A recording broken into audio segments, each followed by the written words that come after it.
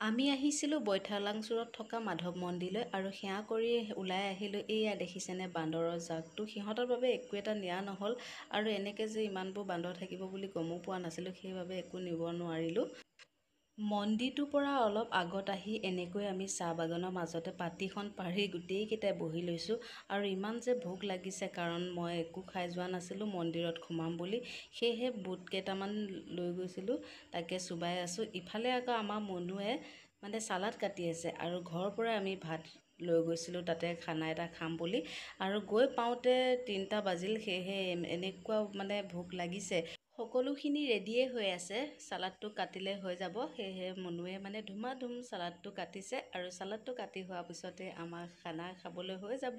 এইফালে আমাৰ বাপধনে ভাত খাবলৈ আৰম্ভ কৰিয়ে দিলে। মই মোৰ মানুহজনক ধেমালিতে নানান ধৰণৰ নাম দি মাতোঁ আৰু এইফালে মোৰ ছোৱালী, লগতে আছে এইফালে মনু।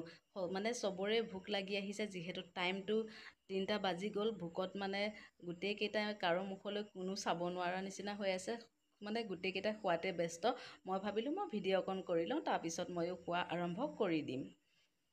আৰু এইফালে ভাবিলোঁ খাই বৈ যিহেতু আজৰি হ'ল, ধুনীয়াকৈ ফটো দুখনমান তুলি লওঁ, তাৰ পাছত যি কৰিবলগীয়া আছে পিছৰখিনি কৰি থাকিম বুলি ময়ো সেই ফটো দুকপিত এনেকৈ উঠি ল'লোঁ।